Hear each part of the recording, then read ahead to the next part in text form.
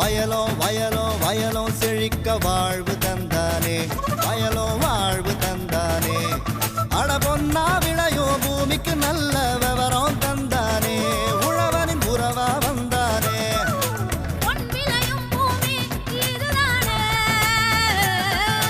வயலோ வயலோ வயலோ செழிக்க வாழ்வு தந்தானே, வயலோ வாழ்வு தந்தானே. அட பொன்னா விளையோ பூமிக்கு நல்ல விவரம் தந்தானே, உழவனின் உறவா வந்தானே. தந்தன தந்தன தன தந்தானே, மங்கள பொங்கிட துணை வந்தானே. தந்தன தந்தன தன தந்தானே, மங்கள பொங்கிட துணை வந்தானே. மாத்தி யோசிச்சேங்க. கலப்பின கறவை மாடு பண்ணை மற்றும் நாட்டுக்கோழி பண்ணையில் வெற்றி கண்ட விவசாயி கே சோமசுந்தரம். இவர் கரூர் மாவட்டம் வேட்டமங்கலம் அஞ்சல் குந்தாணிபாளையம் கிராம விவசாயி ஆவார். 25 ஆண்டு காலமாக வேளாண்மையை மேற்கொண்டு வரும் இவர் வேளாண்மையோடு கால்நடை வளர்ப்பினை உபத்தொழிலாக மேற்கொள்ளும் நோக்கோடு கரூர் கால்நடை பல்கலைக்கழக பயிற்சி மற்றும் ஆராய்ச்சி நிலைய வழிகாட்டுதலோடு மாட்டு பண்ணையினை அமைத்து அதற்கு தேவையான தீவனங்களை தானே உற்பத்தி செய்தும் அதனோடு நாட்டு கோழிகளை வளர்த்தும் முறையான தடுப்பூசி மற்றும் பராமரிப்பு முறைகளை மேற்கொண்டு கறவை மாடு மற்றும் நாட்டு கோழிகளின் மூலம் அதிக வருவாயினை ஈட்டி வரும் இவரின் அனுபவங்களை நம்மிடம் கூற கேட்டபோது,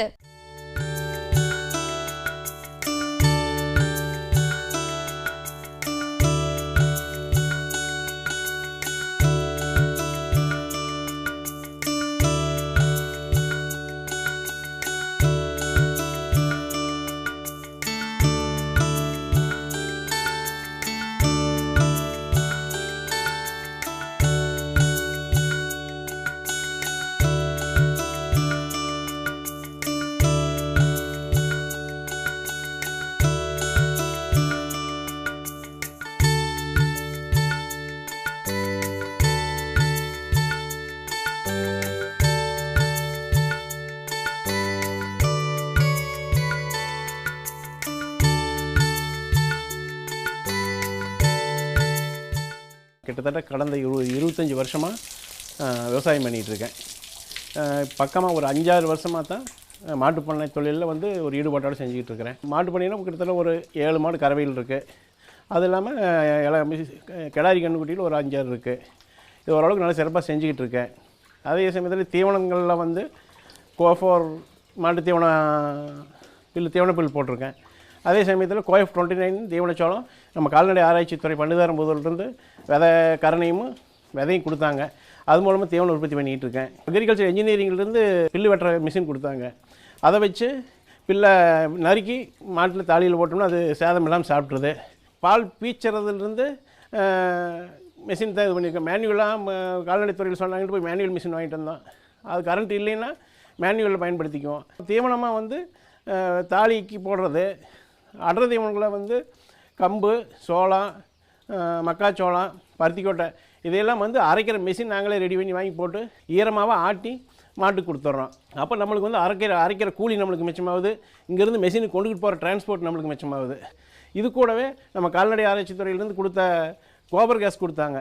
அதில் நம்மளுக்கு வந்து சிலிண்டர் எடுக்கிற செலவு கோபர் கேஸ் மூலமாக அடுப்பறிக்கிறனால சிலிண்டர் எடுக்கிற செலவு நம்மளுக்கு முழுசாக மிச்சமாயிருது. மாட்டுகளை பொறுத்த வரைக்கும் தடுப்பூசி வந்து கட்டாயம். எஃப்எம்டி வேக்சின் வந்து கால்நடை ஆராய்ச்சி துறையிலேருந்து இலவசமாக வந்து 6 மாதத்துக்கு ஒருக்கா அவங்கள வந்து போட்டுடுறாங்க. அதனால் அந்த கோமாரி நோய் பயம்ங்கிறது நம்மளுக்கு மாட்டை பொறுத்த வரைக்கும் கிடையாது.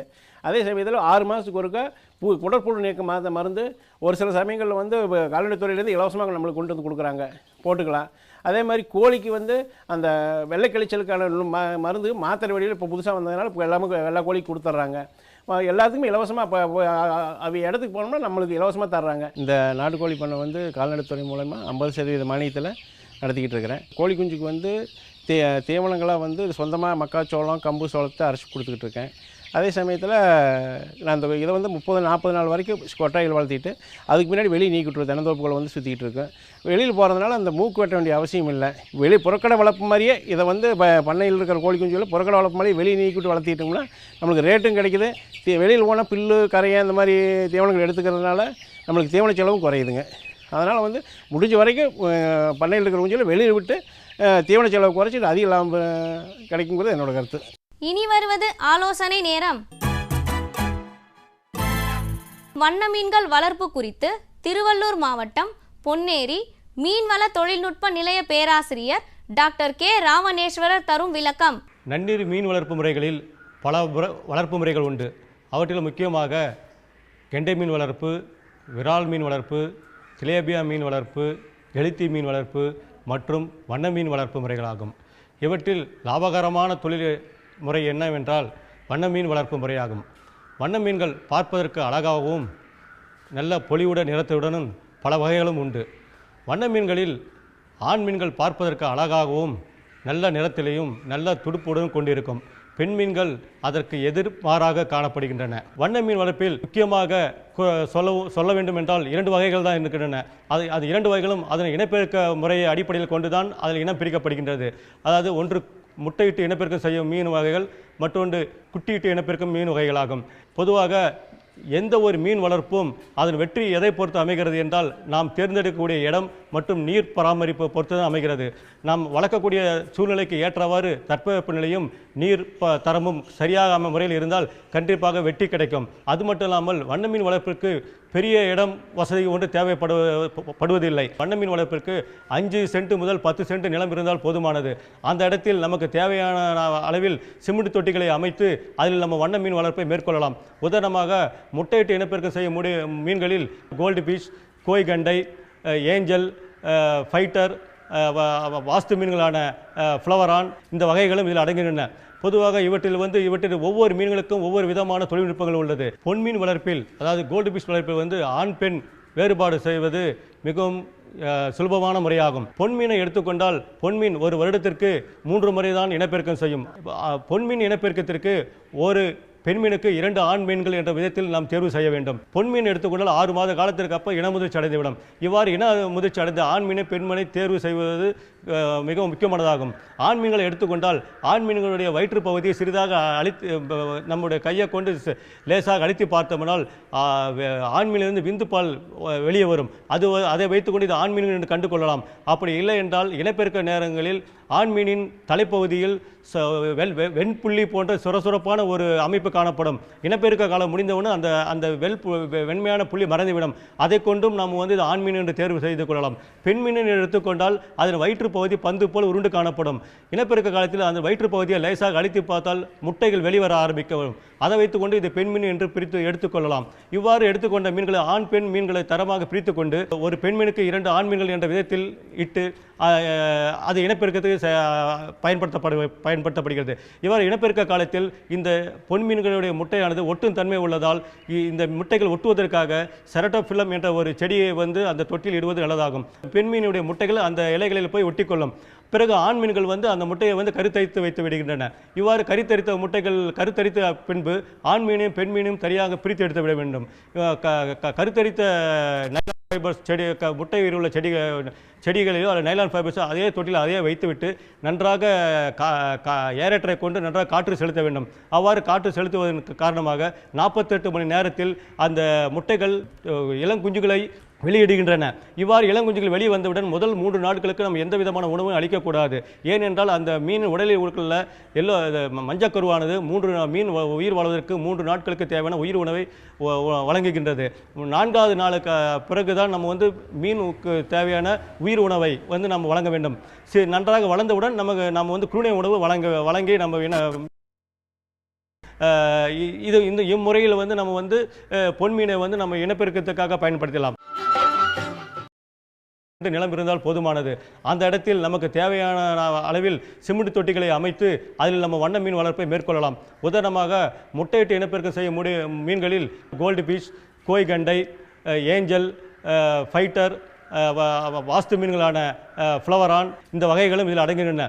பொதுவாக இவற்றில் ஒவ்வொரு மீன்களுக்கும் ஒவ்வொரு விதமான தொழில்நுட்பங்கள் உள்ளது. பொன்மீன் வளர்ப்பில், அதாவது கோல்டு ஃபிஷ் வளர்ப்பில் ஆண் பெண் வேறுபாடு செய்வது மிகவும் சுலபமான முறையாகும். பொன்மீனை எடுத்துக்கொண்டால் பொன்மீன் ஒரு வருடத்திற்கு 3 முறை தான் இனப்பெருக்கம் செய்யும்.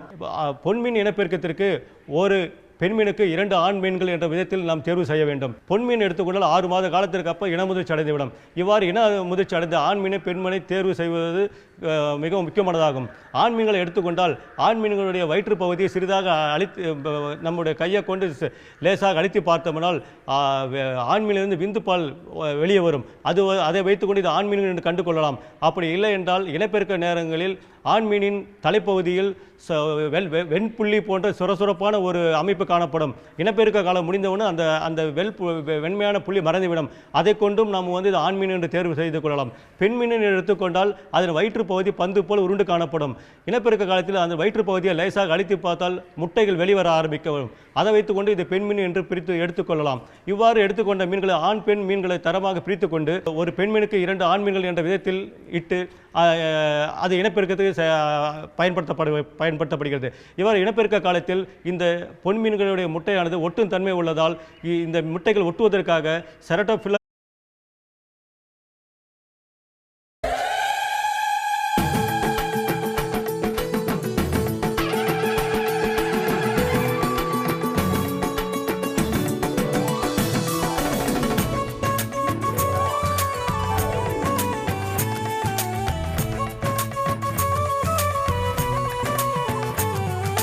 வயலோ வயலோ வயலோ செழிக்க வாழ்வு தந்தானே, வயலோ வாழ்வு தந்தானே. அட பொன்னா விளையோ பூமிக்கு நல்ல விவரம் தந்தானே, உழவனின் உறவா வந்தானே.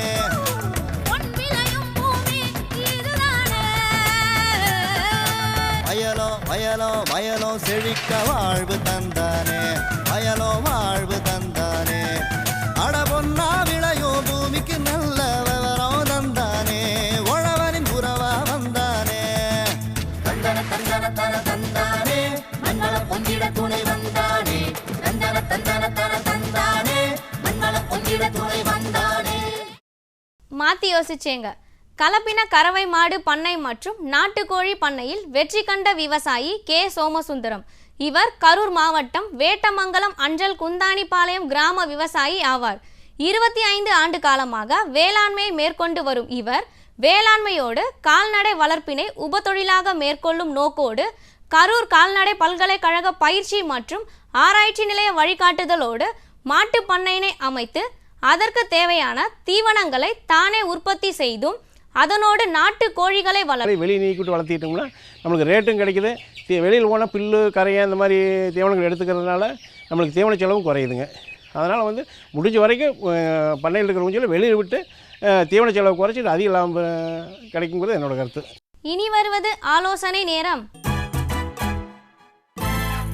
வண்ண மீன்கள் வளர்ப்பு குறித்து திருவள்ளூர் மாவட்டம் பொன்னேரி மீன்வள தொழில்நுட்ப நிலைய பேராசிரியர் டாக்டர் கே ராமநேஸ்வரர் தரும் விளக்கம். நன்னீர் மீன் வளர்ப்பு முறைகளில் பல வளர்ப்பு முறைகள் உண்டு. அவற்றில் முக்கியமாக கெண்டை மீன் வளர்ப்பு, விரால் மீன் வளர்ப்பு, திலேபியா மீன் வளர்ப்பு, எழுத்தி மீன் வளர்ப்பு மற்றும் வண்ண மீன் வளர்ப்பு முறைகளாகும். இவற்றில் லாபகரமான தொழில் முறை என்னவென்றால் வண்ண மீன் வளர்ப்பு முறையாகும். வண்ண மீன்கள் பார்ப்பதற்கு அழகாகவும் நல்ல பொலிவுட நிறத்துடனும் பல வகைகளும் உண்டு. வண்ண மீன்களில் ஆண் மீன்கள் பார்ப்பதற்கு அழகாகவும் நல்ல நிறத்திலையும் நல்ல துடுப்புடன் கொண்டிருக்கும். பெண் மீன்கள் அதற்கு எதிர்மாறாக காணப்படுகின்றன. வண்ண மீன் வளர்ப்பில் முக்கியமாக சொல்ல வேண்டும் என்றால் 2 வகைகள் தான் இருக்கின்றன. அது 2 வகைகளும் அதன் இனப்பெருக்க முறையை அடிப்படையில் கொண்டுதான் அதில் இனம் பிரிக்கப்படுகின்றது. அதாவது ஒன்று முட்டையிட்டு இனப்பெருக்கம் செய்யும் மீன் வகைகள், மற்றொன்று குட்டியிட்டு இனப்பெருக்கும் மீன் வகைகளாகும்.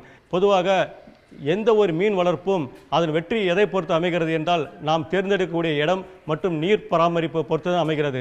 நாம் வளர்க்கக்கூடிய சூழ்நிலைக்கு ஏற்றவாறு தட்பவெப்பநிலையும் நீர் தரமும் சரியாக முறையில் இருந்தால் கண்டிப்பாக வெற்றி கிடைக்கும். அது மட்டும் இல்லாமல் வண்ண மீன் வளர்ப்பிற்கு பெரிய இடம் வசதி ஒன்று தேவைப்படுவதில்லை. வண்ண மீன் வளர்ப்பிற்கு 5 சென்ட் முதல் 10 சென்ட் அதை வச்சு பிள்ளை நறுக்கி மாட்டில் தாலியில் போட்டோம்னா அது சேதம் இல்லாமல் சாப்பிட்ருது. பால் பீச்சுறதுலேருந்து மிஷின் தான் இது பண்ணியிருக்கேன். மேனுவலாக கால்நடைத்துறையில் சொன்னாங்கட்டு போய் மேனுவல் மிஷின் வாங்கிட்டு வந்தோம். அது கரண்ட் இல்லைன்னா மேனுவலில் பயன்படுத்திக்குவோம். தீவனமாக தாலிக்கு போடுறது அடர் தீவனங்களை கம்பு, சோளம், மக்காச்சோளம், பருத்திக்கொட்டை இதையெல்லாம் அரைக்கிற மிஷின் நாங்களே ரெடி பண்ணி வாங்கி போட்டு ஈரமாகவே ஆட்டி மாட்டுக்கு கொடுத்துட்றோம். அப்போ நம்மளுக்கு வந்து அரைக்கிற கூலி நம்மளுக்கு மிச்சமாகுது, இங்கேருந்து மெஷினுக்கு கொண்டுகிட்டு போகிற டிரான்ஸ்போர்ட் நம்மளுக்கு மிச்சமாகுது. இது கூடவே நம்ம கால்நடை ஆராய்ச்சி துறையிலேருந்து கொடுத்த கோபர் கேஸ் கொடுத்தாங்க. அதில் நம்மளுக்கு வந்து சிலிண்டர் எடுக்கிற செலவு கோபர் கேஸ் மூலமாக அடுப்பறிக்கிறனால சிலிண்டர் எடுக்கிற செலவு நம்மளுக்கு முழுசாக மிச்சமாயிருது. மாட்டுகளை பொறுத்த வரைக்கும் தடுப்பூசி வந்து கட்டாயம். எஃப்எம்டி வேக்சின் வந்து கால்நடை ஆராய்ச்சி துறையிலேருந்து இலவசமாக வந்து 6 மாதத்துக்கு ஒருக்கா அவங்கள வந்து போட்டுடுறாங்க. அதனால் அந்த கோமாரி நோய் பயம்ங்கிறது நம்மளுக்கு மாட்டை பொறுத்த வரைக்கும் கிடையாது. அதே சமயத்தில் 6 மாதத்துக்கு ஒருக்கா குடற்புழு நீக்க மருந்து ஒரு சில சமயங்களில் வந்து கால்நடை துறையிலேருந்து இலவசமாக நம்மளுக்கு கொண்டு வந்து கொடுக்குறாங்க, போட்டுக்கலாம். அதே மாதிரி கோழிக்கு வந்து அந்த வெள்ளை கழிச்சலுக்கான மருந்து மாத்திரை வழியில் இப்போ புதுசாக வந்ததுனால இப்போ எல்லாமே வெள்ளை கோழிக்கு கொடுத்துட்றாங்க. எல்லாத்துக்குமே இலவசமாக இப்போ அவ இடத்துக்கு போனோம்னா நம்மளுக்கு இலவசமாக தர்றாங்க. இந்த நாட்டுக்கோழி பண்ணை வந்து கால்நடைத்துறை மூலமா 50% மானியத்தில் நடத்திக்கிட்டு இருக்கிறேன். கோழி குஞ்சுக்கு வந்து தீவனங்களாக வந்து சொந்தமாக மக்காச்சோளம் கம்பு சோளத்தை அரைச்சி கொடுத்துக்கிட்டு இருக்கேன். அதே சமயத்தில் நான் இந்த இதை வந்து 30-40 நாள் வரைக்கும் கொட்டாயில் வளர்த்திட்டு அதுக்கு முன்னாடி வெளியே நீக்கிட்டு தென்னந்தோப்புகளை வந்து சுற்றிக்கிட்டு இருக்கேன். வெளியில் போகிறதுனால அந்த மூக்கு வெட்ட வேண்டிய அவசியம் இல்லை. புறக்கடை வளர்ப்பு மாதிரியே இதை வந்து பண்ணையில் இருக்கிற கோழி குஞ்சுகளை புறக்கடை வளர்ப்பு மற்றும் முறையான தடுப்பூசி மற்றும் பராமரிப்பு முறைகளை மேற்கொண்டு கறவை மாடு மற்றும் நாட்டு கோழிகளின் மூலம் அதிக வருவாயினை ஈட்டி வரும் இவரின் அனுபவங்களை நம்மிடம் கூற கேட்டபோது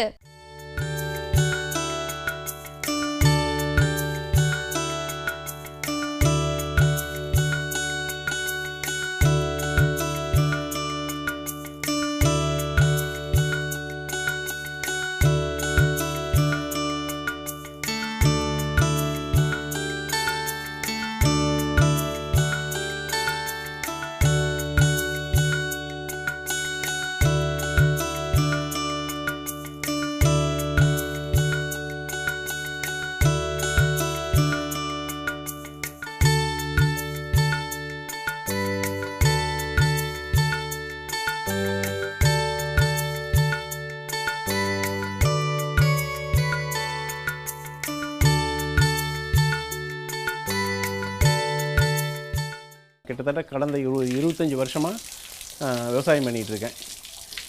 பக்கமாக ஒரு 5-6 வருஷமாக தான் மாட்டுப்பண்ணை தொழிலில் வந்து ஒரு ஈடுபாட்டோடு செஞ்சுக்கிட்டு இருக்கிறேன். மாட்டு பண்ணைனா கிட்டத்தட்ட ஒரு 7 மாடு கறவையில் இருக்குது. அது இல்லாமல் கிடாரி கண்ணுக்குட்டியில் ஒரு 5-6 இருக்குது. இது ஓரளவுக்கு நல்லா சிறப்பாக செஞ்சுக்கிட்டு இருக்கேன். அதே சமயத்தில் தீவனங்களில் வந்து கோஃபோர் மாட்டு தீவன பில் போட்டிருக்கேன்.